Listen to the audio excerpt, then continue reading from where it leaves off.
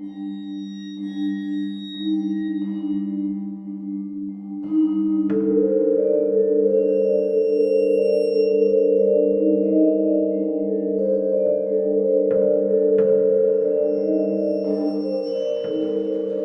hello, and welcome to Dente Rigamortis. I'm Review Cultist. I'm Mikey, the E stands for evil. And I'm the gamer in yellow. And we're here to discuss those internet stories, most creepy and most pasta, and be critically silly doing it. Tonight we have, for spring, my Skinwalker encounter. So it's Skinwalker Spring, at least for this episode, and then maybe a few episodes down the road. Yes, Mikey? I just had a revelation that Spring-Heeled Jack might be a Skinwalker. What a revelation! Okay. Because spring and Skinwalkers. And, No, yeah. it's just, it's a gimmick. Because it's Skinwalker starts with an S, like spring. You could also do summer. Wasted opportunity. No, the spring of Skinwalkers. Skinwalker Spring. Anyway. Which will transfer into Skinwalker summer. Into the summer of Skinwalkers. Yeah. The summer of Skinwalkers. So yeah, my Skinwalker encounter, which is by redheadedalex on Creepypasta.wikia, though the link of the author goes to Reddit No Sleep or like the Reddit or like a Reddit account. Or it also goes to the Review Cultist as well. No, Oh, really? this is not. Oh, really? Yeah. Really? No. I think it does. Alex. Redheaded Alex. Okay, whatever. That's not true. That's impossible. No. I found you out. No, but for reals. So the story is actually I don't think we get a name for the main character. His name The narrator is Narrator Man. Okay, so narrator man, who is part Navajo. His mom's Navajo. Okay, We'll get into it. Yeah, yeah, I have that in my notes as well. Okay, anyway, so narrator man is You could call him Navano. No. Okay. He's going down with his brothers Dave and Luke, and Luke's girlfriend Sarah. See? It's not me. You keep They saying go into southern Utah to go camping by a canyon that has some cliff dwellings, like cliff ruins, like kind of like the Pueblo cliff dwellers. Mm-hmm. And they spend the night there. Like they while they're there, they're really just there to shoot, like shoot some guns, like target practice stuff like that. Just dumb young people fun in America, because America. And he feels like he's been told by his Navajo family members not to go near the cliff ruins because their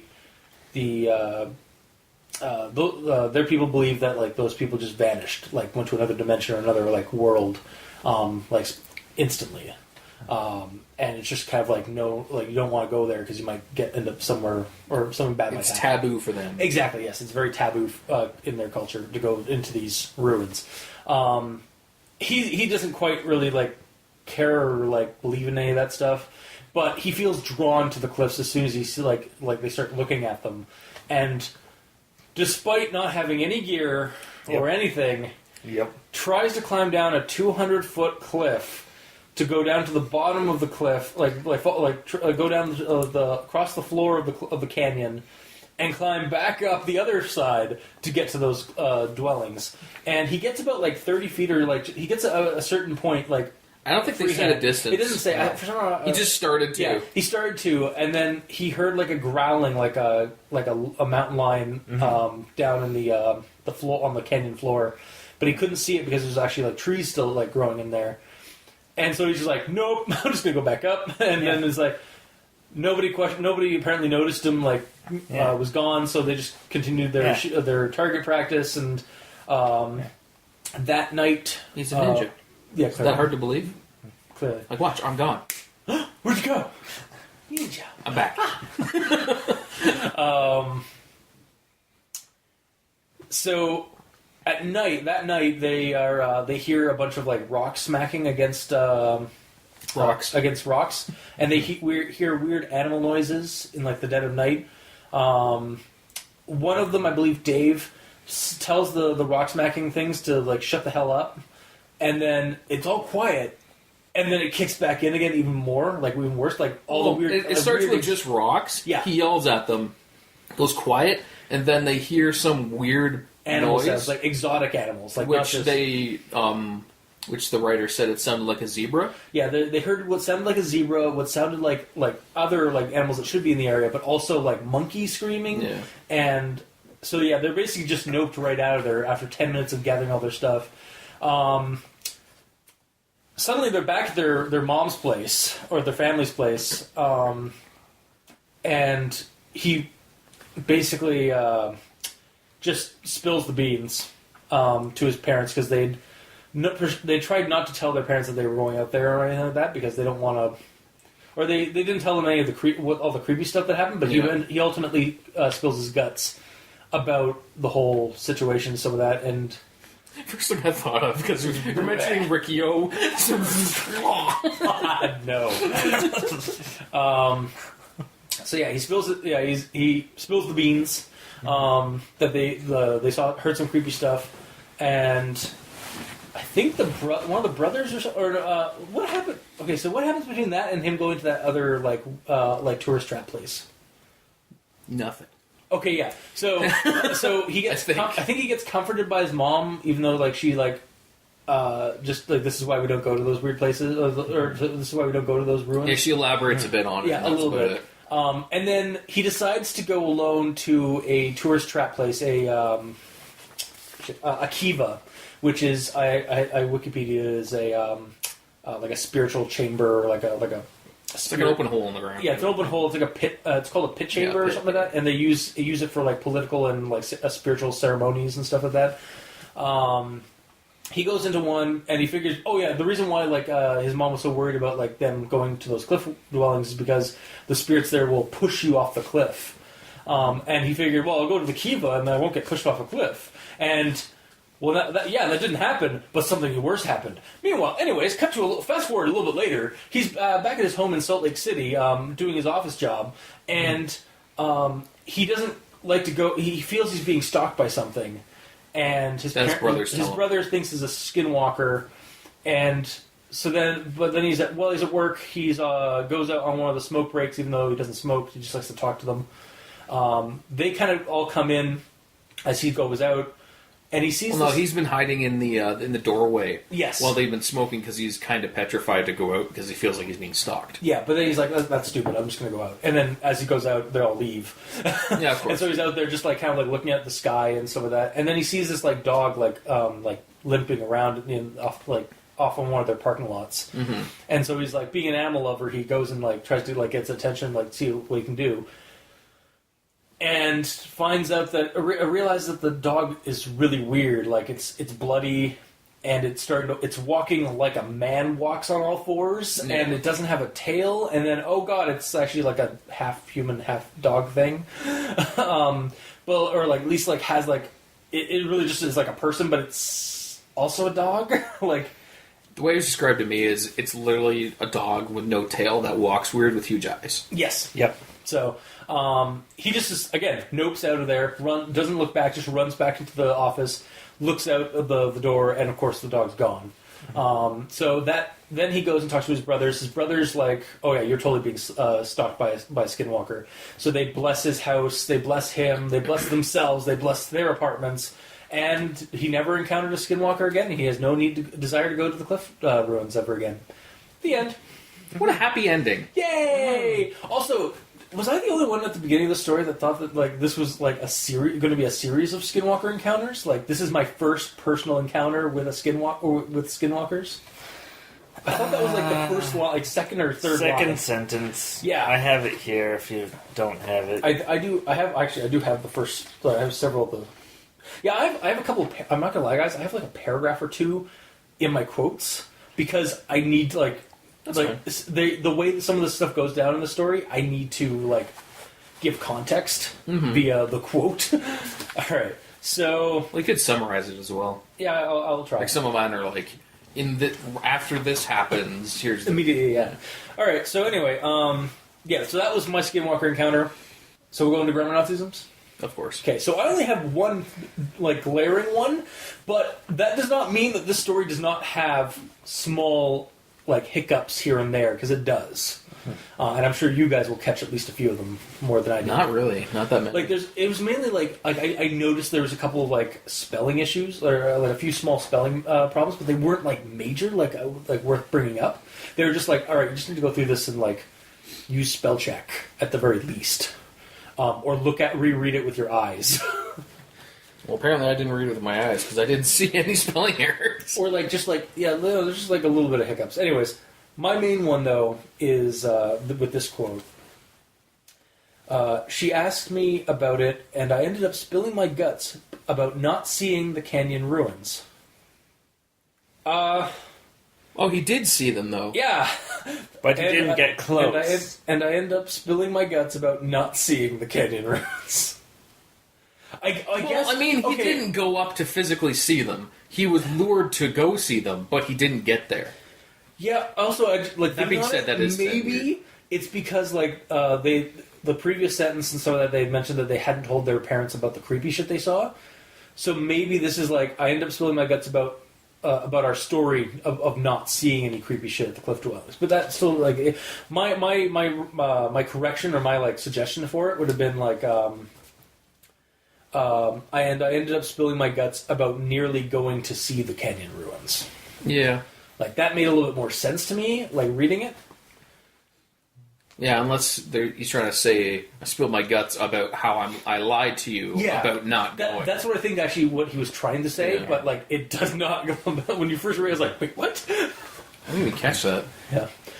And that's my grammar Nazi. Okay. I'm sure there were others, so let's see what Mikey has. Alright. So, You stretch and warm up for this? yeah. It's first sentence. Oh boy. Okay. Alright. I am having a hard time remembering the stories told to me by my Navajo family. But when I Skype them again, I will ask for me. I ask for me. Thank you, Drago. Yeah, no, like that was my first like note in my actual thoughts. I was like, I win for me. I was like, you'll ask for me. It's like, what does that even mean? Yeah, it's kind of a grammar thing, but I have it under my actual notes as well. Yeah, so Yeah. I'm just going to get that out of the way now because it's right there. Yeah. Well, what's your problem? Yeah, what's your specifically, problem? Mike? My problem is I visualize it. So he's going on a Skype call, and he's like, "Hello, am I there? I'd like to talk to myself." Like, No, he's asking. he's asking for me. Oh, Oh, so you took it that way, you... Oh, God. I mean, he has been stalked by a Skinwalker, so Yeah. maybe he's insane now. It's entirely possible. Nice. That's your one issue? Well, that's my issue with that sentence. Are you having issues with that sentence? Honestly, mine was just like, again, why did you like? I will ask for me. Like, Yeah, it's so like, stupid. because it's like, okay, then why'd you bother putting this on in your story if you're just asking for yourself, like if you're for your own like sake, not for the audience. Yeah. Like, It's like, are you saying that... I might as well just read out what I have for here. Yeah. So is it like, are you saying, will you ask them, but only doing it for yourself, not for your readers or friends? yeah, exactly, yeah. So like I said, yeah, it's just And that these events happen directly to you, or are you saying that you will ask them, period, but for you, these events happen directly to you, which is the next part of that sentence, or are you saying that you'll ask them, and then these events happen directly to you, as in, like, you don't need to say for me. It Yeah. just kind of confuses things. yeah. Honestly, that first paragraph is really bad. Yeah, I continue. Oh yeah, so do I. My actual thoughts. Great, but yeah, let's see what you got next. Do you have more grammar stuff? This isn't really. The second sentence isn't actually a grammar Nazi so much as the author should know. Okay. So the second sentence is, this creepy set of events happened directly to me, though. So here goes. My first personal encounter with the S in brackets. I thought it was like a series of stories that we're gonna get. Yeah. But he also, in this story, he encountered it, 3 times? Yeah, that's true. Like they encountered the cliff dwelling spirits. And the Kiva thing he didn't mention. Well, I think that was supposed to be like the jumping off point for the Skinwalker stalking him, but nothing happened.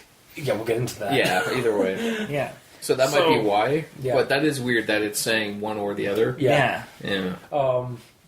Yeah, when you should theoretically know whether it's one encounter or multiple encounters. Yeah. Just to kind of segue into that, just with this, because it's, again, the same paragraph. Oh, the last bit of it? Yeah. I still have that too. All right, go for it. You know that, yeah. I know it's lengthy, but hey, Skinwalkers, they require backstory. Yeah. Yeah. This is not lengthy. On Google Docs, this is with spaced out lines, like 1.5 line spacing. This is 3.25 pages. That's your problem with that? It's 3 pages and just over 3 pages. My problem at with best. Hang on. I know exactly what you're going to say. It's what background do we get on anything? Right? I mean, that's true. That isn't what I was going to go for, though. Okay. My problem is, as soon as I read that, I'm like, thanks for bringing me out of the immersion before I even leave the first 3-line intro paragraph. Okay, fair enough. I stopped caring immediately. Yeah. Because it's like, hey, Skinwalkers, they require backstory. That's why I'm writing this. It's like, am I supposed to be immersed in your situation or not? And then, yeah, you're right. There's no backstory. And it's not even there's not there. It's not that we don't get a good description of things, or we don't get we're just told things again the Kiva. Mm-hmm. Or and I mentioned this later in my stories, but fuck it right now because the whole it requires backstory. It's okay, you say that, but then you don't divulge any information to your reader who's probably not in the know about certain things that happen there. Most of the backstory was us Googling things. Yes, honestly, that's the last thing on my notes is I ended up having to Google a handful of things in the story because you didn't explain what a Kiva is or the fact it's the one thing we actually get explained is the Akanazi. The ancient Anasazi. What are they called? Anasazi. It means ancient enemies. Yeah. I googled this. You did? Okay, yeah. The guys who are the ancient Pueblo cliff dweller guys. We get an explanation that that there's a conflict between what the Navajo believe and what the what academics believe about it, how the Navajo legends and stuff like that. Those people vanished mysteriously in a single moment, really quickly, and by going through to another world or something like that. But there's nothing that ties that into the Skinwalker. Well, yeah, no, there is that. But at least it explains. It gives some backstory on. It gives us some context as to him just saying oh, we saw some cliff buildings or some cliff ruins, and I feel compelled to go there. It's yeah, at least we get some of who built the cliff dwellers and why they're mysterious and why there's taboos about them. But that's the only explanation we get. Here's the thing, though. The quote is, "I know it's lengthy, but hey, Skinwalkers, they require backstory." That has nothing to do with the Skinwalker. That's also something I'll bring up in my notes because Anyways, sorry we hijacked your grammar Nazis. Well, we all had to talk about that. Yeah. Yeah, and that was 3 short sentences. They could have been... One of them begins with but. But Skinwalkers. But hey, Skinwalkers. Yeah. It just could have been much better written. Yeah. Alright, and that's paragraph 1. Okay, keep her going. Yeah, keep going. Paragraph 2. Yeah. This one starts with it. Oh, fuck. And we know how How dare much it. I hate Yeah, you hate paragraphs it. that start with it. Yeah. And sentences that start with it when But it isn't it defined. was amazing. Ooh, that's your favorite sentence, isn't it? It came out in full force. Yeah, and then there's also another issue I have with this sentence. You haven't even said the sentence yet. Well, the first sentence of the second paragraph. Okay. He's just going to end up reading the entire creepypasta, sentence by sentence, tearing it apart. Well, eventually I just Oh, okay. say nuts to this and then continue reading. Yeah. Fair. Whatever. I did that with the one. I was like, yeah, I'm not going to bother with these. There's a lot of issues. Alright. It started when my two brothers, David and Luke's girlfriend, Sarah, all drove down to the desert to spend some time in the country. Long sentence, too many ands. Wow, yeah, that is all commas. Yeah. That is nothing but commas. There's like commas every other word. I have that whole thing on my note too. And the fact that it doesn't mention that he goes with them. Right? Yeah, like that was like... They all go. That's my... wow, you're like covering my actual notes. So like, it's like, real nitpick, but you didn't mention yourself, yet you're telling the story, and 3 sentences later, you're suddenly there too. Like... Well, clearly he's a ninja. As we heard. he was clearly like already, he was on the roof of the car. Like, Yeah, totally. it's like, Yeah. That's why they didn't notice that he left, because they didn't know he was there in the first place. Because he Yeah. never talks to them. Exactly. Yeah, no, yeah, because he's like telling his personal story, and then he doesn't mention him. Like, I mean, I guess like he figured, like thinking, like trying to get into the mindset of the writer. I guess he thought like, oh well, maybe like, or like, oh no, they should be assumed that I'm going to be there. But no, you need. No, He just makes an ass out of you and me. Put yourself in the Yeah, story yeah. too. If your character, if the character is the one telling the story, Yeah. you need to be in the story too. Yeah. Like, The key way I found to fix that was to say, we all drove down, or all of us Yeah. drove down. Instead, just they. Instead of just all. So Yeah. these people all drove down. Yeah, which doesn't include you. Yeah. Yeah. oh boy. Sentence 2. Let's just get like a mark. I feel like you guys now. Like, I'm marking them off every time I talk. Well, I don't know if this is sentence 2. I think it We'll starts assume it is. becoming more sporadic at that's good. this point. So, this one was one where I didn't know what he meant. Because it's one of those Kiva things. Oh Yes. yeah. Where this is Resland, as it were. Yeah. You literally have my next note too. Okay, fine. so you don't know what Resland means? No. I don't either. Okay, so Oh, it's reserve. yeah, like Reservation? it's basically it's a slang for reserve land, like a reservation land, like a reservation owned land.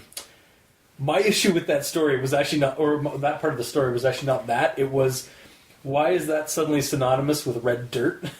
Yeah. Yeah, that's why I'm so confused. It's like it's Resland, so red dirt was everywhere. So I'm like, I guess- Resland? okay, what does that so- mean? Residential land? Reservation Oh, land? yeah, reservation Red land. Earth Oh. Syndrome land? So red dirt like makes sense though, like in context to the geography of the place, because southern Utah is very red, like red sand, red soil location. But what does that have to do with I'm- Resland? The only thing I could think of was that is it because it's naturally like the natural beauty of like the landscape and stuff is still preserved because it's protected by reservation land. I still think it means Red Earth Syndrome land. No, it isn't. It's I think so. It's no, like It, legitimately. it makes more sense in the context of this saying it's Resland, so that means it's red dirt. All right. Well, you're wrong, and I hate you. Fine. You're more than welcome to. Yeah, no, it's Resland. It's like okay, so it's red dirt because nature's protected there, like, or it's like the natural beauty, the natural like order of things is there still. I honestly thought it was a typo. Oh. It was supposed to be red land with red dirt everywhere. Except, yeah, okay, yeah, he doesn't say that. I was except it says reservation owned land. That was my own note. I mean, D and S are right beside each other on the keyboard. I don't know. Like, But I feel like it is probably more or less reservation land. Okay. I think it's Riddler syndrome. So. Well, continue to think that. I'm going to continue to believe the thing that I made up. Yeah. And then it goes on to say that I had never been, but all three of them were familiar with the area, so he had never been there. He's a ghost. That's the takeaway from all this. I mean, why not? Yeah.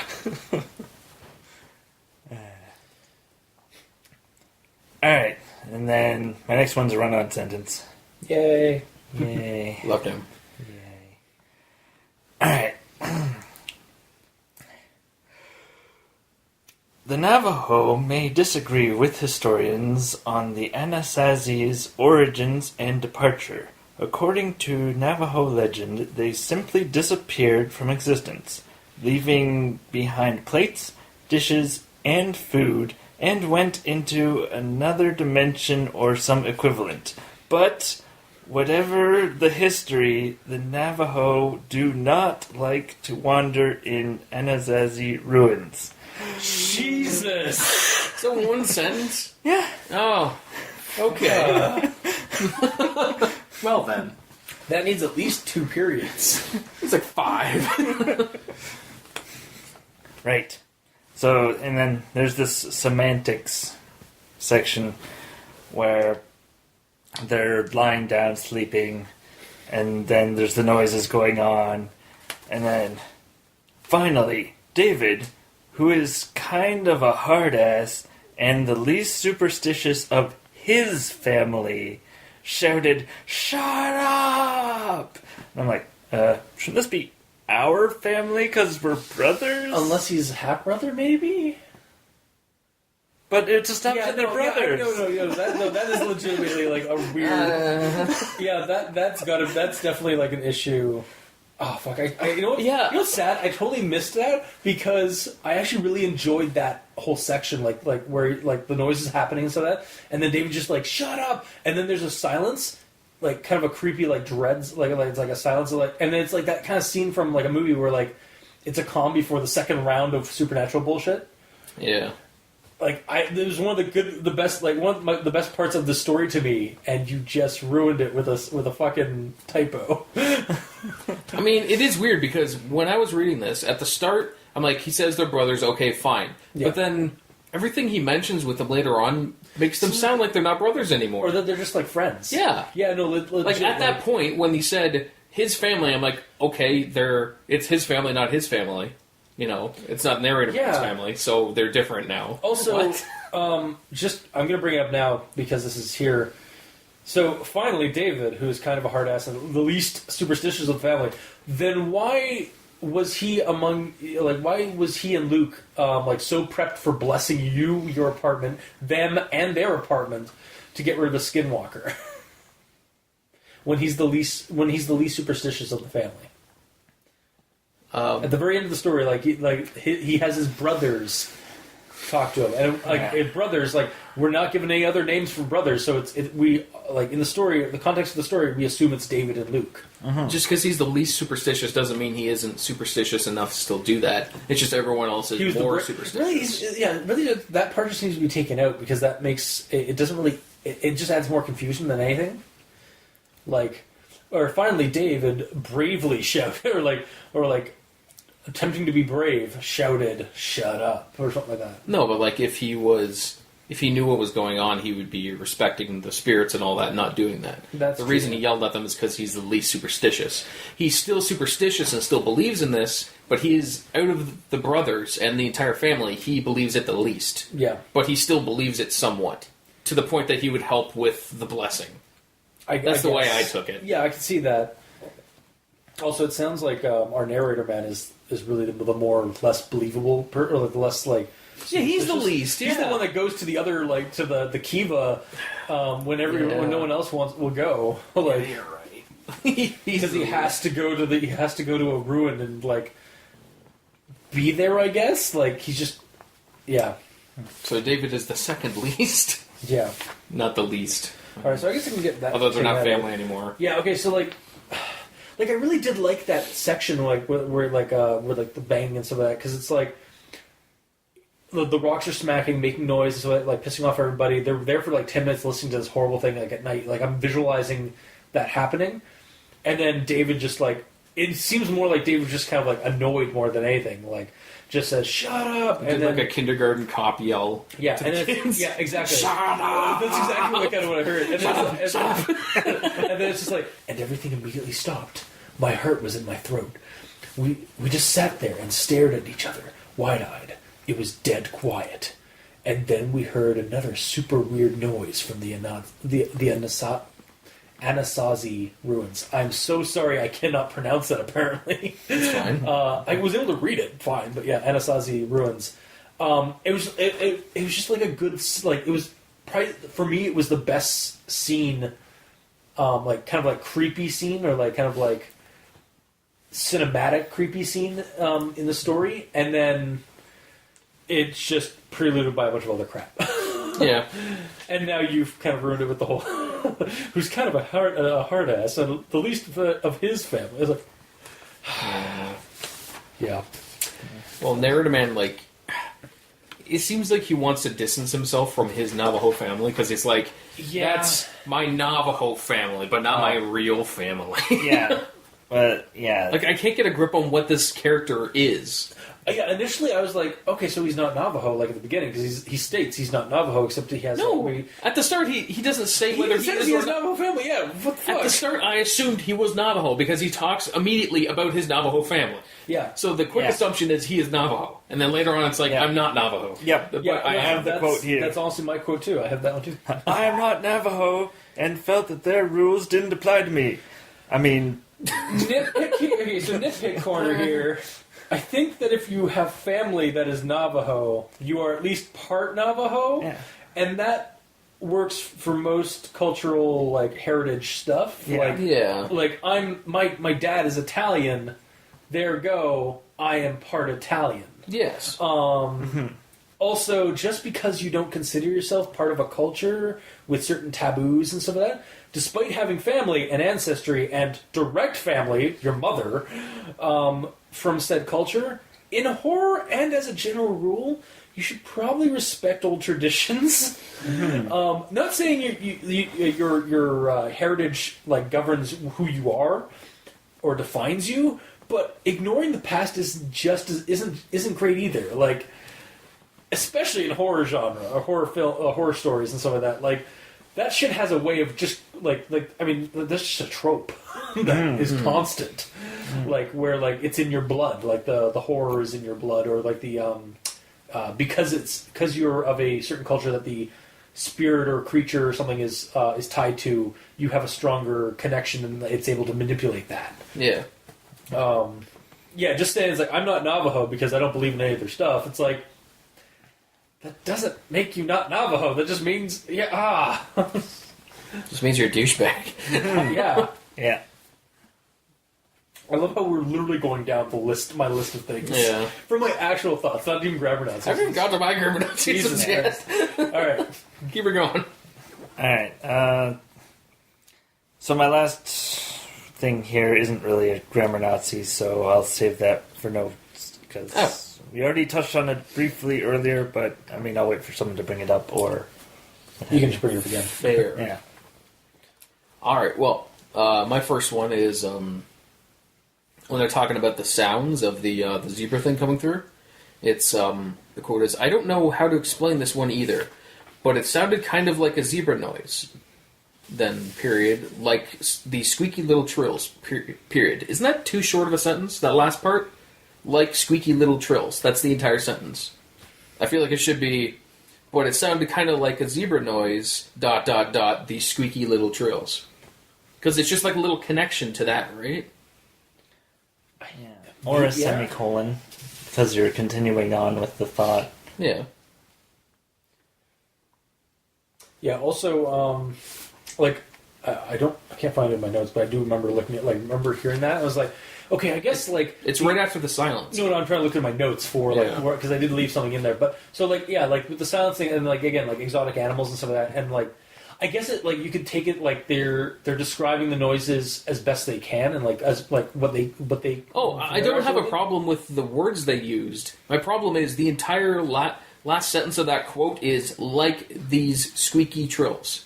That's the entire sentence. Yeah. Which I feel like should be connected to the previous Yeah, sentence. and I also believe that. But my issue with that whole thing is like, it's not so much a bad thing. It's just like, so is there a zoo down there in the canyon? It's entirely possible. It's like a bunch of because there's just a bunch of animal noises that shouldn't be like he's describing like zebra and like monkeys and stuff like that. Yeah. And it's like those definitely are not native to North America.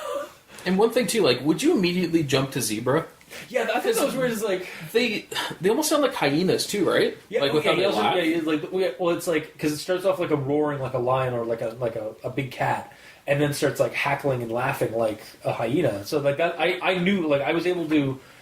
I wonder if it's just for description, like, and because like for me that invoked like the roar, and then it mutated into kind of the laugh, like the weird like hackling laugh that a hyena gives. Mm-hmm. Like says zebra.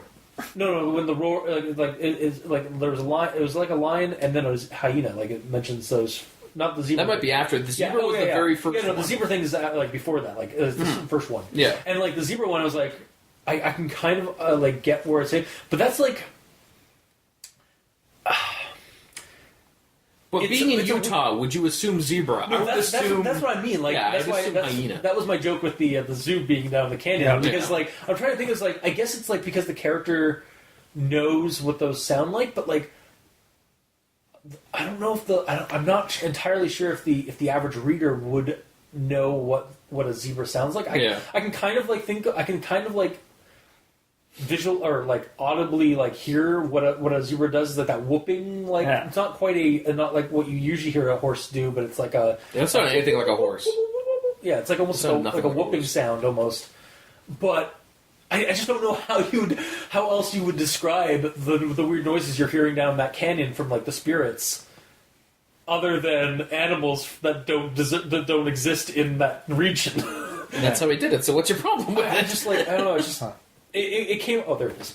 It came off weird, like that. Like the. I don't know. I guess I'm just saying. Like, I understood what he said, though. Like thinking about it for our discussion, I'm not sure if it was the right way to describe that. But I don't know how else to describe those sounds. You're trying to invoke those kind of sound effects, like that are coming out of the canyon. Okay, figured it out. Yes. The zoo has escaped animals. Okay? So he hears the mountain lion earlier. Yep. And then he leaves. And then later, the banging on the rock. Monkeys. And the monkeys and whatnot. But the banging on the rocks is actually people setting up makeshift cages. Oh. And then him yelling "shut up" actually wakes up animals that are in the cages. It's actually just a big it's like Cliff Ruin Zoo. Like there's actually a zoo going on down like a huge like special like very niche attraction going down in the canyon there. Yeah, totally. Yeah. It's really all just circumstantial horror and mystery. Yeah. Yeah, why not? Fuck it. Okay, I guess what it boiled down to was like I found it kind of more goofy than anything with the weird like by describing the animal sounds as exotic animals. That's all I was getting at. And done. Okay. Yeah. Strange, but okay. Yeah. Fair enough. Anyways. Yes. Okay, that's my first one. Jeez. I only have two, don't worry. The second one is in the whole rock smashing situation. Yeah. So all the rocks are smacking, and the animal sounds are happening, and then the quote is, "And through it all, that terrible zebra noises." Shouldn't it be, "And through it all, those terrible zebra noises"? Yes. It's plural. Yes, that's straight up yeah. Yep. Okay. On to actual thoughts now. Holy shit. Okay. Even though we've probably tackled 3/4 of them. I almost got rid of one page. Well, that's nice. Yeah. All right, so... Yeah, so this is actual thoughts. I guess a lot of mine were actually grammar Nazis, but I just kind of didn't consider them grammar Nazis. Yeah.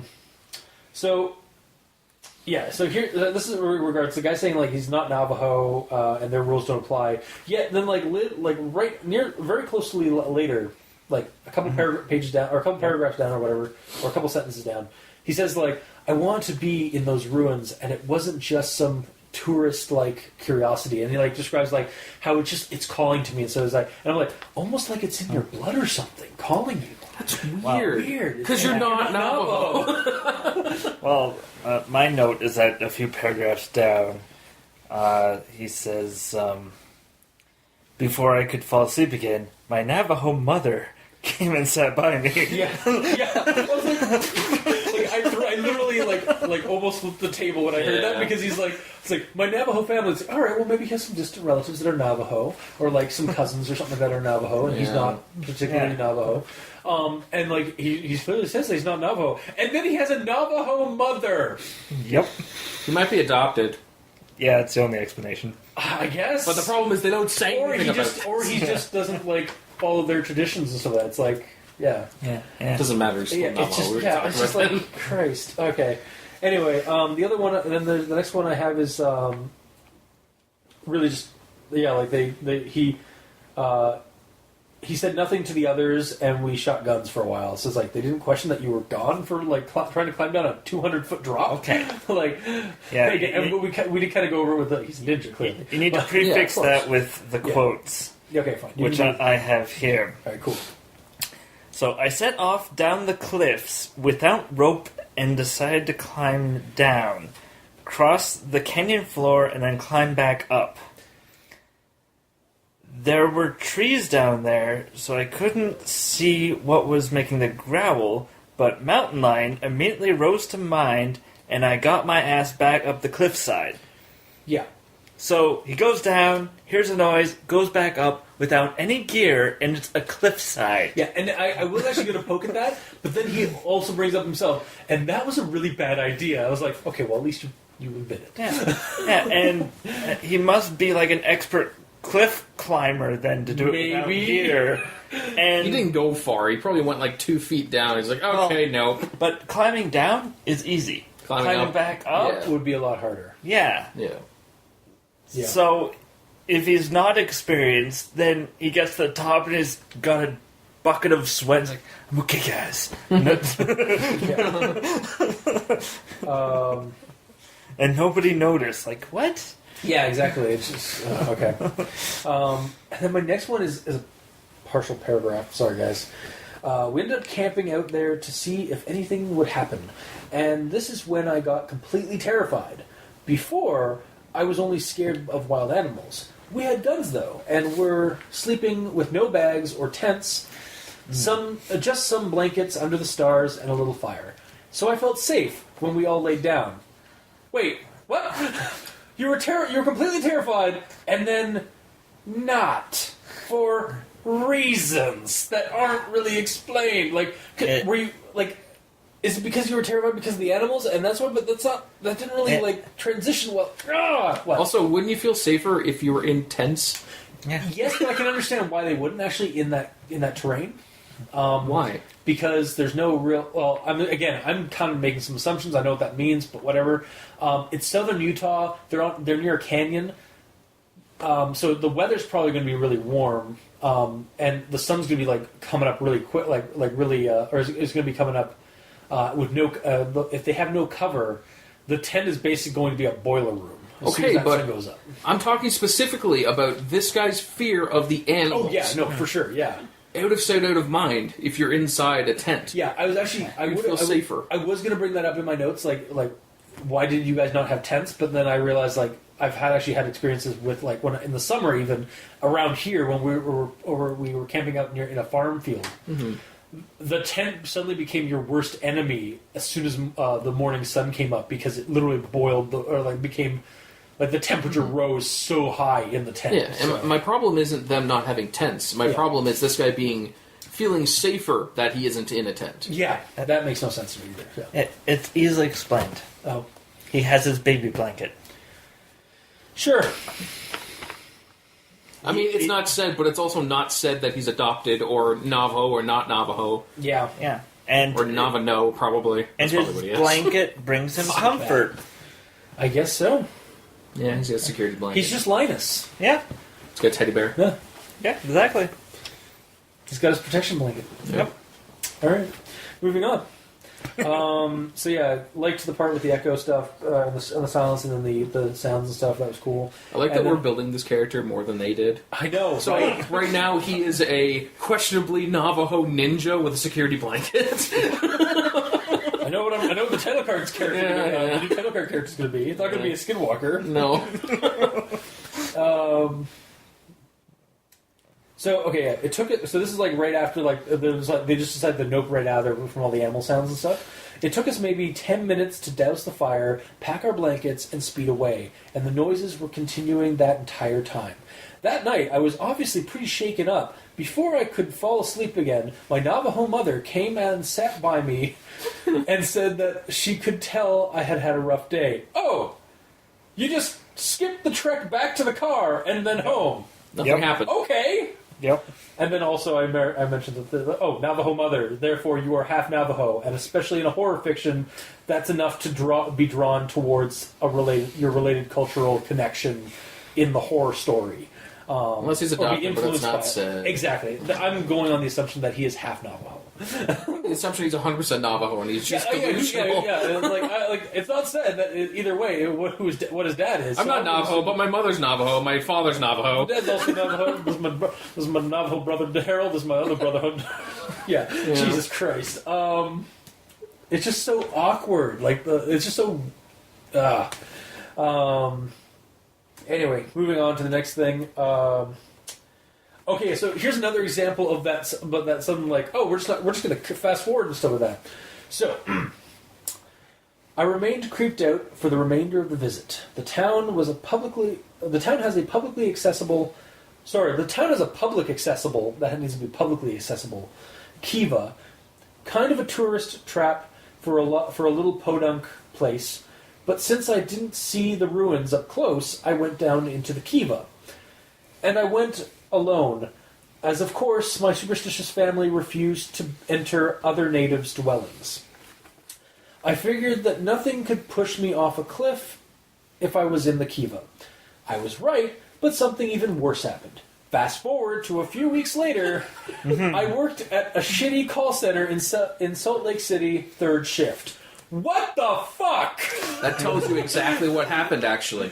He went into the kiva, and there was a guy there that offered him a job. Yes, clearly. That's the worst thing. That's so much worse than getting pushed off a cliff.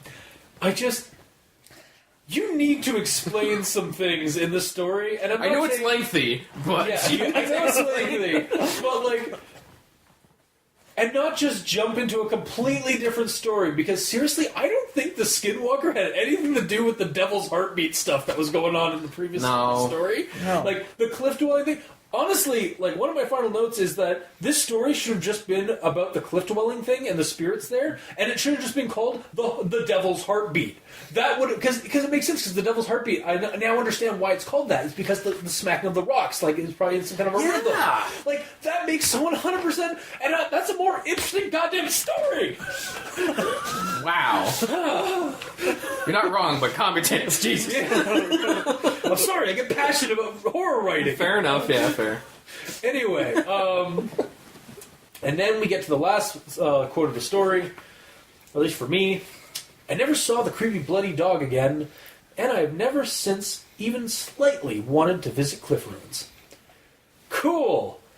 Except, what did the Skinwalker have to do with the cliff ruins?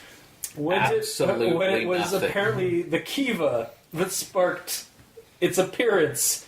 No, But the you kiva was, neglected to tell us the story behind that. no, the kiva was just that guy offering him a job. Apparently. Yeah. And the dog has been chasing him, apparently, since the whole cliff situation. Apparently. Yeah, it took weeks for that dog to catch up. Yeah, I saw how he walks. It's really just all the blood, the bloodiness and the limpiness of that is really just because it was so long. It had to walk through the desert to get to him.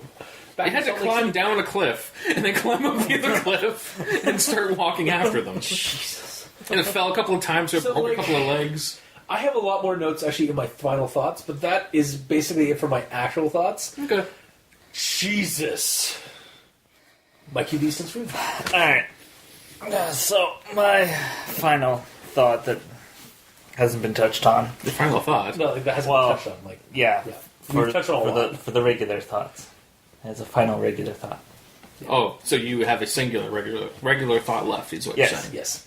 Because you're just starting a regular thought. Thank you, Captain Semantics. Yes. Cool. Just grammar Nazi me a little bit. Anyway. So, the call center. Yes. Alright. The true evil. Visualizing it based on the call centers around here. Yes. The smoke break area is a caged area. Yeah, generally they are. Actually, that's not 100% true because there is one in the other town over from us, not the one that you're talking about, that they actually just have like a couple of picnic tables out in the parking lot. Why would they be caged? Why Well, were those ones caged? Yeah, I always wondered that. They're smokers. They might as well be animals. it's a security thing. Like, so that people go and break and they'll just open the door and let people in. And I guess, yeah. Also, so that if you're going on smoke break, you're going on smoke break, and that's it. You're not leaving to go get a sandwich or whatever. Yeah, I think that's the one that you're talking about. The one you're talking about. Mm-hmm. I think it's just they do a little bit differently than other places because I know for that one I think the other one has fobs or like a little key card. Okay. But the people just like go out and then they have to unlock it again to get in. Okay. So that's why they also the 6. Sorry, I'm bringing up something again from this thing. 6 parking lots. Spaces. Does it say 6 parking lot spaces or 6 parking lots? It's not lots. It can't be. That's what I read it like I think I read it twice or 3 times. I'm trying to make sense of it because I'm like, so wait, is it like 6 parking lots? Isn't like there's a parking lot here and then the next one is like there's a divider between the parking lots? Right? Like We have 6 parking lots. yeah, Well, like In one of the lots far away from me, maybe 100 feet away. It must mean spaces. It has it's got to mean be spaces. I can't that needs to be like clarified a little bit more than. unless they're doing the parking lots based on, like, directional. Oh, that's true. Yeah, So there's, like, a north parking lot, a south parking lot. yeah. Or like or maybe it's like parking lots. Is it like I'm thinking theme park stuff where it's like A section, B section, C section, D section for a call center. It's a big call center. Yeah, it could be a big call center. It's the Disney of call centers. Oh, okay. Yeah, Salt Lake City doesn't mess around with their call centers. Yeah, they even have people hanging out in Kivas trying to give jobs out everywhere. God. That would actually be a lot cooler story. Actually, no, I'm not It's even, a true horror. No, I'm not even joking. Like, yeah, no, fuck that. Yeah, like seriously, like so, like the Kiva, like the dude goes down to the Kiva, and one of the it turns out the call center is actually run and employed or is run and managed by a spirit of like some ancient spirit, and it's literally just like vampire, like psychic vampiring or psychically siphoning like the energy, The life force out of all the people working there with the banality of it's like basically so like the call center is actually just a like a machine that siphons the spiritual energy of these people because they're working in such a banal job. And that's why people that work there, they're always like, oh, fuck, need to get out of here. Need to get a smoke, need to get... Yeah, Yeah. exactly. Like, I fucking would love to read that story where it was just, like, the crushing banality and horror of a mundane, like job like that. Yeah. And then find out that your employers are monsters or spiritual beings from an ancient... and then you realize that, like, why was I employed at a Kiva? Yeah, that's a little weird, isn't it? Well, it is a tourist trap. It's The an trash actual tourist trap. Oh my god, why isn't it? Yeah. How dare you? Yeah. But wouldn't that not be cool? Like an interesting story idea? Like, Yeah. all right. There's a lot of interesting ways that this could go. Yeah. It goes in none of those ways. I have some more thoughts on that in my final thoughts. So, do you have anything more? But No, that. Oh, like I said, sorry, that was you. All right, sorry. that was the one. the one you had left? Yeah. Okay. That was pretty good. Let's see what I have left. That's done, that's done, that's done, that's done. Alright, well, my first one here is, it started with my two brothers, David and Luke, and Luke's girlfriend, Sarah.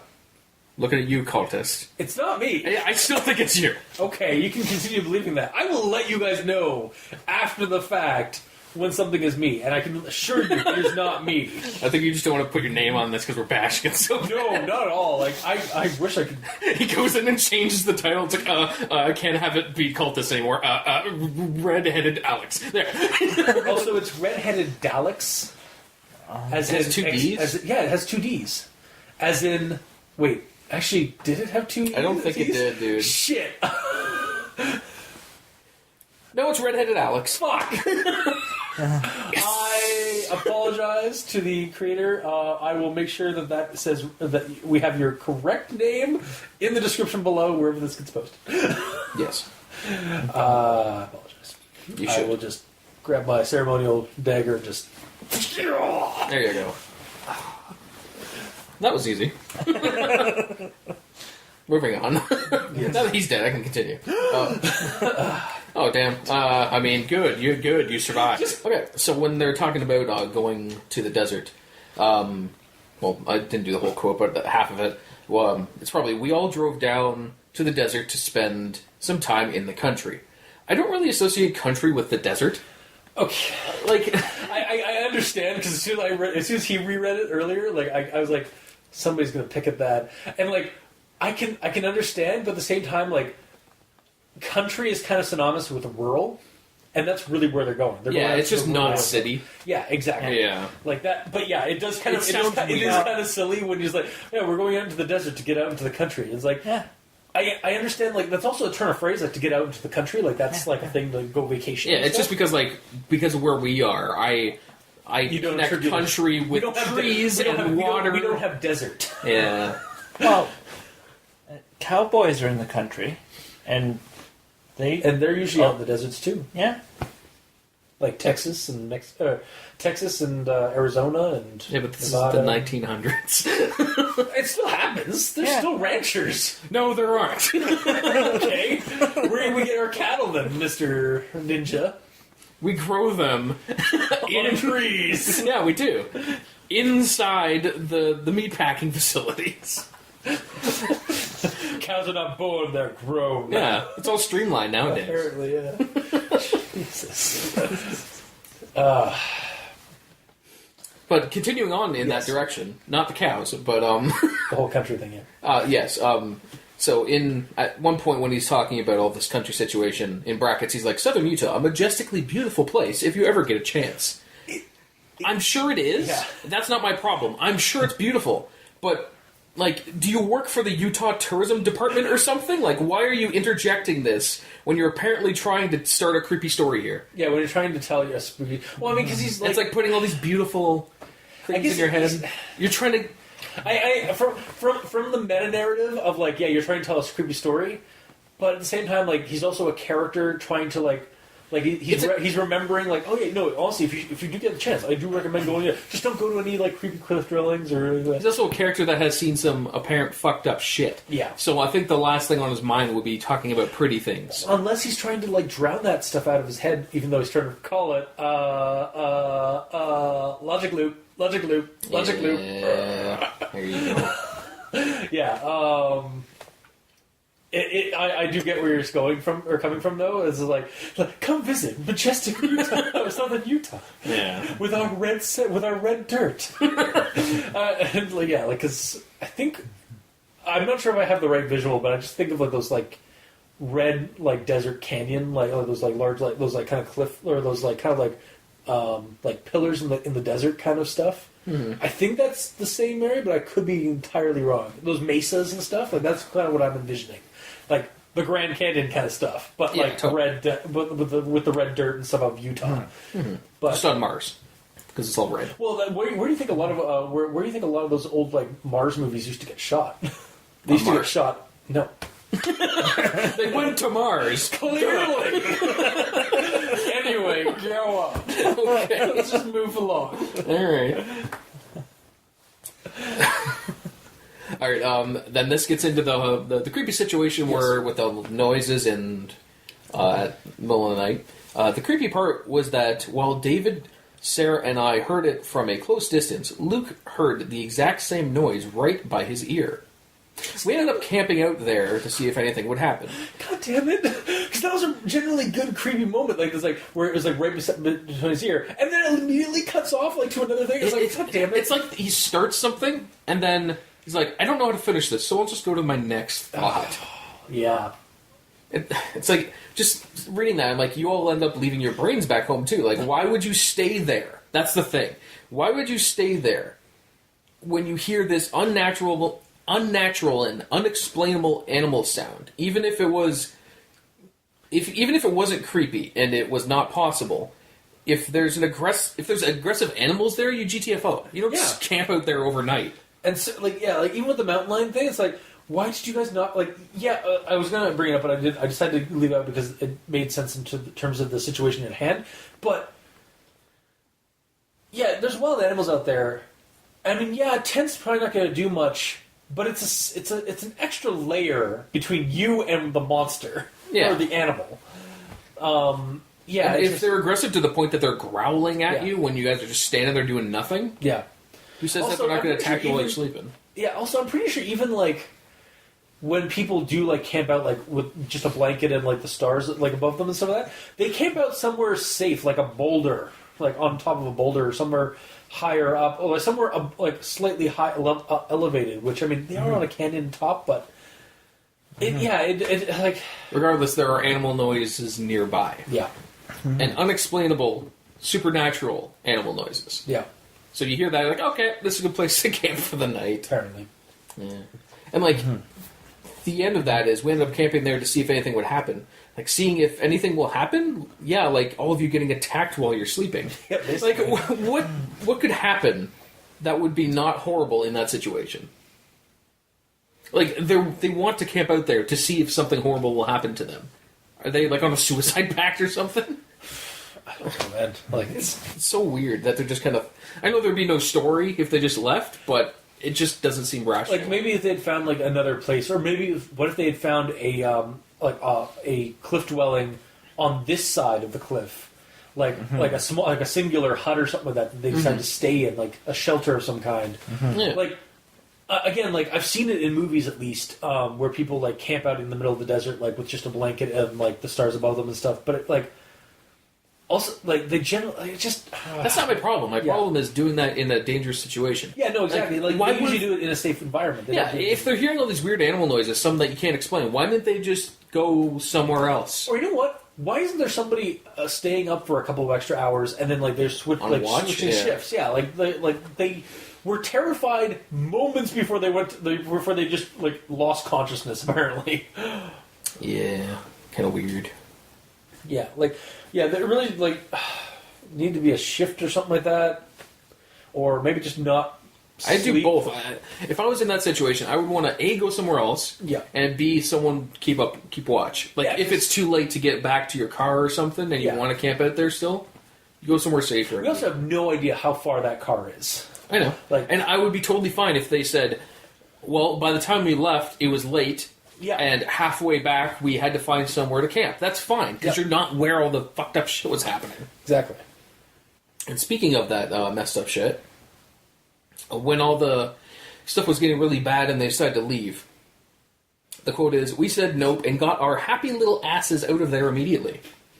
So, I would like you to keep it creepy here when you're writing a story. I don't want to hear happy little asses in a creepypasta unless it's a pasta about a group of murderous tiny donkeys which truly enjoy murder.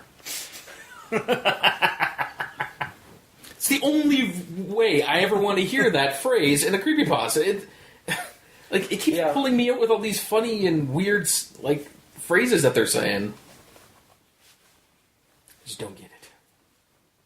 I think he's trying, or he or she is trying to kind of make it give it how you'd actually say stuff, but that doesn't really register for creating a mood and atmosphere when you're doing a story. The purpose of writing this kind of story is to kind of give a creepy thing, and yeah, you sometimes like to have a little bit of a break between like the horror, like just to kind of like make it contrast a lot better. But yeah, there you always fall into that problem of like you doing it too much and you basically ruin the immersion, or you ruin the mood basically with saying something like that. Like, especially when it's in the one good scene that's in this as well. Yeah. It's like creepy scene. Let's get our happy little asses out of there. Great. Yeah. I didn't need to hear that. But moving on. So the quote is about my brother's already warned me that I had a Skinwalker following me. Oh, there's a Skinwalker in this? Yeah. That's my first thought. I wasn't aware. Way to casually drop that. It feels like Narrator Man would have known this before the brothers did. Like, because he would have seen something, I'm assuming. Because he would have had to tell the brothers, and the brothers like, oh, you have this happening to you. Oh, did he not say? I thought He didn't say anything. Fuck. Yeah. Like, can we not get any scenes as to why they said that the Skinwalker's following them? Like, Yeah. Even if Narrator Man didn't see it, maybe the brothers saw something. Like the one point I think when the Skinwalker actually became prevalent was when he went down to the Kiva, and something weird happened there. But he doesn't tell us what happened there. He just, I know I'm stalked by Skinwalker. I feel like, okay, right at the start it says, like, Skinwalkers need backstory, that's why it's lengthy. Meanwhile, it's not lengthy. That's my point. I feel like half of the story was clipped out. Yeah. Like situations start and then they stop. They don't, He tells us the story about the cliff ruins and, like, the spirits banging the rocks and, like, the weird encounters there. That's kind of creepy. And then suddenly goes down to the Kiva after they leave all that weirdness, and something weird happens. And then suddenly he's being stalked by a Skinwalker. Where's the connection? Like, I'm like, I get it. Like, these are two cool like native folklore like creepiness, like supernatural like things going on, but I don't see the connection between the two. Yeah, it feels like I really don't. Like, it feels like there's three things that happen. There was the camping trip, there's the Kiva, and then there's the call center thing, and all of them were recorded on tapes. And we have the first tape of each one, but the second tape is missing. Or it was taped over, or like the Kiva thing was like taped over with commercials of like Lucky Charms. The very beginning of the Kiva thing was like taped over the end of the thing that would have connected with the Skinwalker stuff, and then the Skinwalker thing taped over most of the Kiva plot. Yeah, and just kept going, and then it was just like. I'll get into it in my final notes because like there's a big like one of my biggest pet peeves of the story is the fact that it's all over the place with that. Yeah. There's no connecting lines between the three different things. So yeah, very true. So in the parking lot with the dog. Mm-hmm. So yeah, I really didn't touch on the dog either. So no, but somebody did. Yeah. So quote is, and finally it looked over its shoulder at me, and this is the freaky part. So, at this point, I was under the impression that the dog was already walking towards him. Because it doesn't say which direction it's walking. It just says, I saw a dog in a parking lot walking. And then when he did, like, come here, doggy, it stopped. And but it didn't around. turn like it usually, like they usually do. Like, it didn't perk over to me like a dog would. Instead, it stood there motionless, and then it turned its head. So my point is, like, until it said turned its head... I didn't know, like, I had the wrong visual in my head. Yeah. So it wasn't really explained very well. It should have been like, there was a dog walking away from me in the parking lot. So I called to it, it stopped. Then I would know it stopped looking away from him, not stopped staring at him. Yeah. Because it was just... It needs, that whole section needs to be elaborated on, like, needs to be, like, more clarified. Like, don't bother with, like, If you're gonna say, oh yeah, we have 6 parking lots, back on that. I am back on it, but like it's just like for a second, just because like maybe just don't bother like doing that, like or like clarify what you mean by that, like the fact that there's story, 6 parking lots or spaces has nothing to do with the story. Yeah, like you say, sorry, this is going to be lengthy. Skinwalkers, they need background. It's like you've given us no fucking background on anything going on in this story, like. Descriptions and stuff like you need to build up a mood. You need to make it clear for the audience before you give us the creepy shit. Like, and like otherwise it just leaves us all confused. Like you're skipping, you're fast forwarding. Yeah. Because there's 3 like really crucial things that happen to this guy. There is the the zebra and the rock thing, which was actually done pretty well. The Kiva thing, which was not done at all. No. And the dog thing, which could have been done better because it put the wrong kind of image in my head from the get-go. Yeah, like, I didn't realize... I'm with you. Like, I thought from the get-go it was, like, moving toward him. Yeah. And then he calls to it, and then suddenly it was... It stopped, and then turned to face and was like, oh. It's almost like it's set up specifically for it to be overly dramatic. Yeah. Because if the Skinwalker is coming for him, it would be walking towards him. Yeah, not walking away from him. Yeah. I don't understand. It's almost like he was sitting in the parking lot. It's like, is he out there yet? No? Okay. It's just like constantly waiting there for him to come out, not looking at him, so he can be dramatic and go,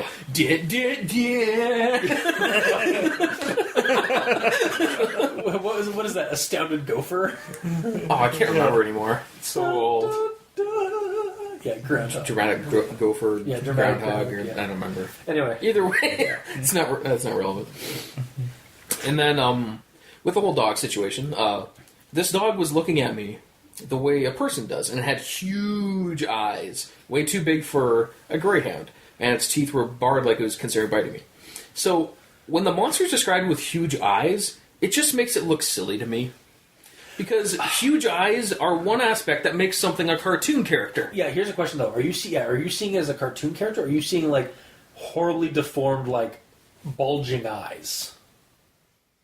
I'm seeing it kind of cartoony. Okay, honestly, because I think that's the difference. Yeah, I'm not saying like it's literally drawn, but it's like one of the few things you can do to make something look silly is give it huge eyes or like a huge smile or something, and like it doesn't make it creepy to me.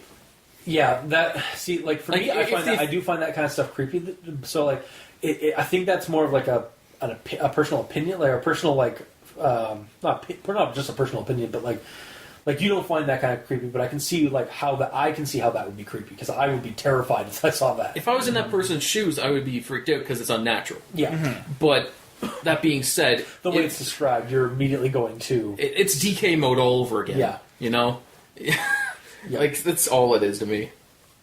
And then at the end, it's just I read it and I'm like, oh, so nothing happened. No one saw the Skinwalker but Narrator Man. So for all we know, he just imagined it from being so paranoid and hearing so many stories about this lately. Yep. Mm-hmm. He could have just freaked out and it could have not even been there. Yep. Mm-hmm. Aren't you glad you read the story? No. All right, and with that, we're going to go to the final thoughts and recommendations. Half my page of notes. It's just your final thoughts. Honestly, I would have preferred more story involved with the canyon trip. And less about the sudden scene with being Skinwalker stalked. The story could have been, like I said earlier, the story could have been called The Devil's Heartbeat, especially with the rock smacking. Mm-hmm. You could have described it as being like a rhythm of some kind, like a heartbeat. And could be a story in a series of Navajo folk horror. Like it could have been this could have been separated into a series of stories. Not just the one mashed together, because that's really what it felt like to me. It felt like, much like the rocks, this was just awkwardly smacked together. Like these were like multiple stories smacked together. Like again, like we said, the Kiva thing is like smashed between the cliff ruins and the Skinwalker story. Mm-hmm. And it's sad because this is actually one of the few actual Skinwalker stories I've read, like in terms of description of what a Skinwalker is. Like the author does actually, at least in terms of what I've read online of what an actual Skinwalker is to the Navajo people, it's kind of more fits the bill than like a lot of the internet versions of a Skinwalker, or like basically what a Fleshgate is, where it's just this weird like being in the woods and stuff like that. It's more or less a spirit, like a cursing spirit / like wrathful witch. Or like witch doctor, or like not witch doctor, or like bad shaman basically that can transform and like stalks you and curses you and stuff. We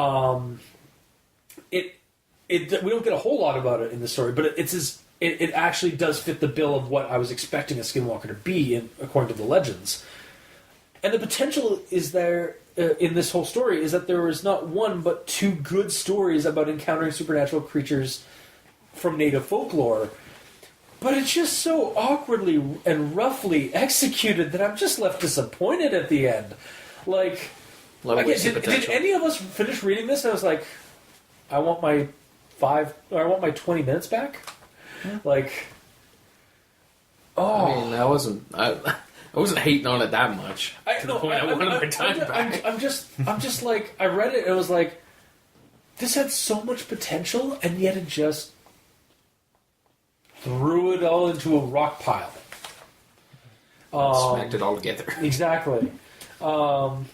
The beginning even hints at this like potential part of a series, like which Because it says like, this is my first encounter. exactly a first personal encounter, and then at the end, they never see the shit again, and they never have any strange need to go visit cliff ruins. So why bother starting with that thing at the beginning?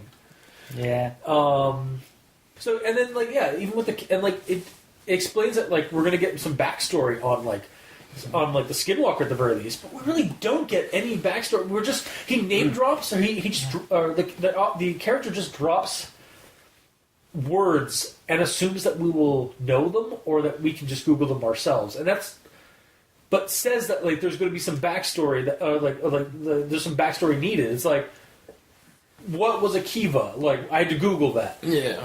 What like the cliff dwelling thing I kind of knew already, but like I'm sure like somebody would have to look that up to see what it is. This like we said earlier, there's the cliff dwelling, the cliff ruin spirits, the Kiva thing. He goes in there and never explains what he saw. He just said something weird happened, and now he's being Skinwalker stalked. It's like, I'm disappointed in the story. Is really what it boils down to. Like, could have been 2 or 3 stories, like separate. Could have been a series of like each story could be the length that this entire story was. Exactly. Yeah. Like I would love to have read The Devil's Heartbeat, the story where it takes the entire length of the story, maybe a little bit more, and explain and goes into the trip going to the cliff ruins. What happens between them leaving, like noping out and trying to get back to their car? Did anything like follow them? Maybe. Do they get lost out in the desert, or do they get lost out in the canyons? Like that is like you need to extrapolate more on that story. Get rid of the Kiva thing. Get rid of the Skinwalker thing. No. Like the first one, or tie it together. The first one is the entire length of this one, called The Devil's Heartbeats. Yes. The second one is all about what happens in the Kiva, because apparently something huge happened there, but we got nothing. Exactly. So you could do an entire story on that, depending on how important this is. And then the last one is the tie-up stuff at the end. Yeah.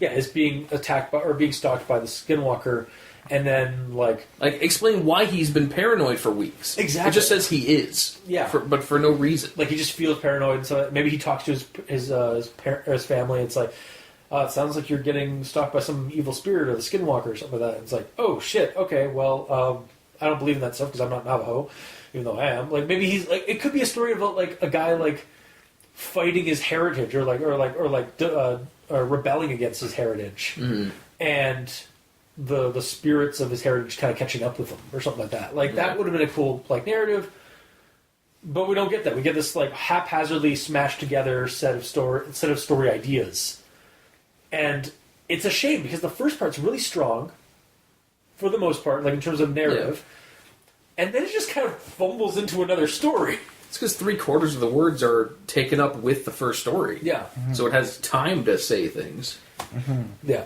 So, I mean, recommendation, I will not recommend this one. Mm-hmm. I wish it was...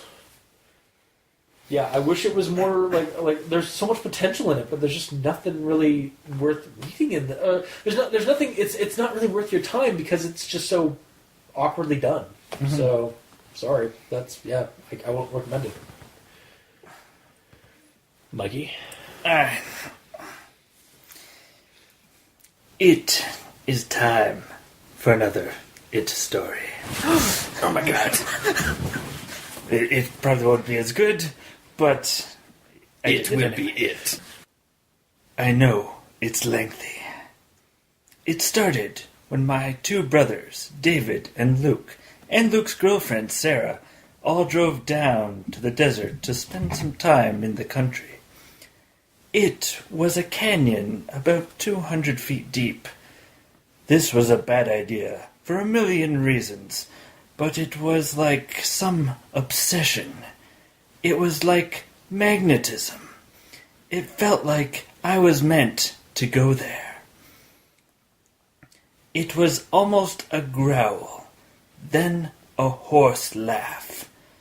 The only way to describe it is people banging rocks together. It was dead quiet, and then we heard another super weird noise from the Anasazi ruins. It got louder, and then the rocks, sticks, whatever, started up again. It took us maybe 10 minutes to douse the fire, pack our blankets, and speed away, and the noises were continuing that entire time. She asked me about it, and I ended up spilling my guts about not seeing the canyon ruins. It was something personal, it felt like. It would have been beautiful. After I told her about it, I could see that she had a really concerned look on her face. "What is it?" I asked, totally confused, and she explained something I had no idea about. It was my first night alone, and I was feeling jumpy ever since the Kiva. It hit me then how paranoid I had been. It was a dog, obviously, but it was almost limping and walked like it was tired or hurt. It had bloody legs and limped, but it walked more like a person would, on feet and hands, its butt moving to and fro, if that makes any sense. And finally, it looked over its shoulder at me, and this is the freaky part. It had huge eyes, way too big for a greyhound, and its teeth were bared like it was considering biting me. It almost sounded like it wanted to talk to me, or was taunting me. Wow. That's beautiful. That was a better rundown than I did. Yeah! Like, that actually kind of, like, that was actually a more coherent, like, that was actually more tied to the story in terms of coherentness, though, than the last story you did. Yeah. Like, damn. The only weird part is it was like, it finally hit me. How weird I've been. It was a dog. I imagine a dog, like, hitting him. Yeah. So, with that classic out of the way, that new classic that I will surely be posted somewhere on Patreon. I'm sure. What is your recommendation or final thoughts? How was it? Well, for the story-wise, I didn't really care for it.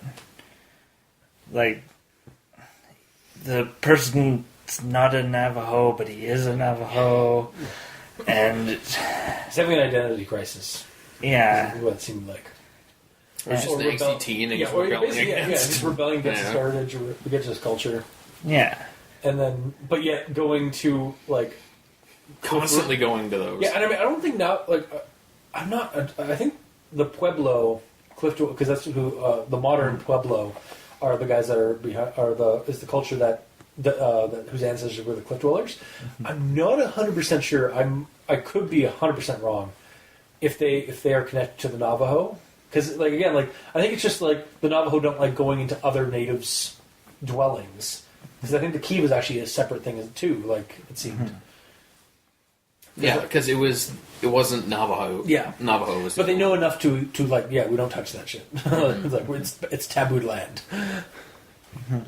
Those guys mysteriously vanished. We're not touching that place with a 10-foot pole. It's understandable. they're diseased. Random. But yeah, like, it's like we don't know what killed them, so we better stay away. we don't know where they went either. That's kind of weird. Aliens. Welcome to every conspiracy theory about, like, Pueblo Cliff Dwellers ever. Mm-hmm.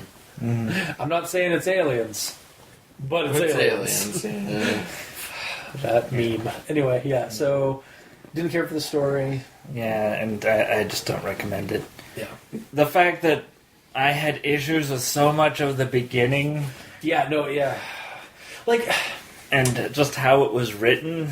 like I personally enjoyed like the idea of this, like that we're being promoted in the story, like at least the beginning part. And even like about halfway, I was like, "So where's the Skinwalker?" Yeah. And then we just kind of get the Skinwalker just dropped on us, and just like nothing really. And then he got blessed, and that was it. Done. It's like, oh, okay, a little anticlimactic. Yeah. So it's just Yeah. but yeah, and then It's almost like he was writing a story, and he's like, "Oh, I should make this monster something that's already known. So when people Google Skinwalkers, my story will come up. So I'll just put a Skinwalker in the end." yeah, that's true. I mean, that's honestly how I found the story, was through the title. Like like I was looking for Skinwalker stories. But yeah, it's just. And Gamer? My thoughts? Yeah. I loved it. It was great. The good part was great. All the bad parts were bad. Yeah. So, I will... Now, stay with me. Stay with me here. I will recommend to read it a very specific way. Okay. Do not read the first paragraph. Yes. Read the... I didn't do a count, but read all the stuff about the Cliff situation, and then stop. Yeah, and as soon as he gets home and his mom talks to him, that's it. Yeah, that's the end. Yeah. That's the end of the story. In that situation, it's fine. It's a short little story. It's creepy. Nothing to do with Skinwalkers, but that's fine because it's unique and it could be it's anything. clearly not the Skinwalker. It's called the Devil's Heartbeat. Yeah, that as the Devil's Heartbeat, Yeah, that's fine. yeah. It's fine as a short story, but the entire thing, yeah. I think that's honestly what we keep coming to is like the cliff. The Skinwalker thing wasn't really the cool thing about the story. It was the cliff dwellers, like spirits. Like the spirits inside that cliff ruins, like why was it calling to him? Was it because it was in his blood, or was it just like a siren-like thing? And like, what was with all the weird animal sounds? And like, what was weird the drumming with the smacking of rocks? Like, it's such a cool. This could have been the Blair Witch Project of like cliff dwell, but like of southern Utah. Like it could have been like a creepy, like weird shit happens in the desert, in the canyon. Yeah. Hell, it's like this guy. Maybe this guy wasn't even like. It turns out this guy wasn't actually in the story at all. He actually recovered footage from his brothers who went missing out in the canyon. Yeah. And he's been like basically transcribing the video that he found and some of that.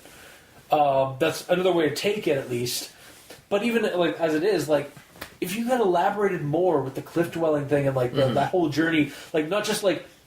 So we got back home and like I was like that later that night I was safe in my bed. I was like, Yeah. you're just gonna skip the cool like trying to get out of the supernatural, like trying to get out of that situation. You're just gonna gloss right over. All right, fuck you. Just, Yeah, it kind of constantly blue balls you. yeah. You know, it's pretty bad. But yeah. But yeah, so It has a lot of potential. Yeah, it's just not executed well. exactly. And one part I forgot to even mention actually is the title. The title is so bland. yeah, like Skinwalker experience. Or- yeah, you could call every single other Skinwalker story my Skinwalker encounter. yeah. And Sorry, it works. encounter, not experience. Yeah, and it's true, but like, it's so bland that it could also be easily accidentally copied by someone else writing a Skinwalker story, and then there's two of them out there, and how do you refer to one over the other? Yeah, exactly. So you have this unique thing with the Devil's Heartbeat. Yeah, If you use want that to be like the heartbeat of your story, then fine, name it that. It's the central location as far as I'm concerned. And then right from the get-go, you don't know it's Skinwalkers. It could be anything. Yeah, it if could you be- want to reveal it to be Skinwalkers, that's fine. Yeah. But it's weird to drop it at the start. It's like, Skinwalkers need backstory, yo. You know, Like, and you didn't deliver any of that. I know. So thanks. Yeah. I was just like, all right. So bottom line, wouldn't recommend. Specific Specific recommendation. recommendation, and really mine would be like very similar to that. But I just like I'm sorry, I can't. Yeah, I was specifically recommending that I'm little so part. disappointed. And I am recommending that if the author still wants to continue writing, it would be nice to see this. Like improve the story. to see this looked into again and expanded upon. Yeah, because like I Make want it to a see that. three-parter with I want those to three see like a sections. better story. Like, but Yeah. All right, well, that was this week's episode. If you like what you heard, and if you didn't, leave us a comment in the comment section below where this gets posted, whether it be on Kiwi6, Facebook, YouTube, Tumblr. You can also check us out on iTunes or other streaming sites, and leave us a rating and review. Let us know how we're doing, and help spread the word. You can send us emails at aldenterigamortis@gmail.com. That's ALDENTERIGAMORTIS@gmail.com. Where you can also leave us suggestions for other creepypastas you'd like us to discuss on the show. And if you'd like to talk to us, Mikey and I are on Twitter. Mikey is at the E stands for Evil. I'm at Review Cultist. And The Gamer in Yellow is on Xbox Live at The Gamer in Yellow, but without the W, because, well, Xbox hates you. And you can also check out the title cards for each episode at crazonstudios.tumblr.com or on the YouTube channel, Al Dente Rigamortis, where you can check out the video portions of each episode. And if you'd like to help support the show, you can go to Patreon, look up Al Dente Rigamortis, and choose the backer tier you'd like to support us at. We have special episodes, behind-the-scenes stuff, pieces of art, early access, and even some. And speaking of special episodes, we have our 2 episodes that me and Mikey are doing, Al Dente Revelations at the $2 tier, where we are looking back at the old episodes that the Cultist and Dr. Leviathan did, and essentially riffing on your work. Yeah. Criticizing the hell, critiquing the hell out of my artwork, too. Well, that has to be done. Yeah. And potentially have a revelation. Sorry, not my artwork. The schlup I have do the art. Yeah, jeez. Yeah, fuck that guy. I know, he's terrible.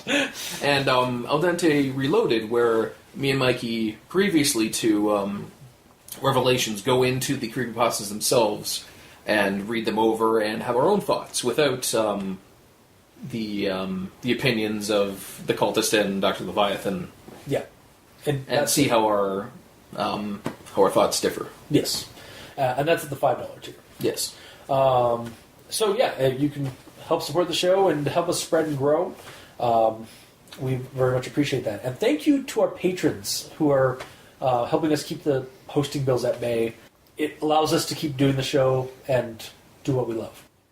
So until next time, I have been your host, Review Cultist. I'm Mikey. The E stands for Evil. And I'm the Gamer in Yellow. This has been Al Dente Rigamortis. Sleep well.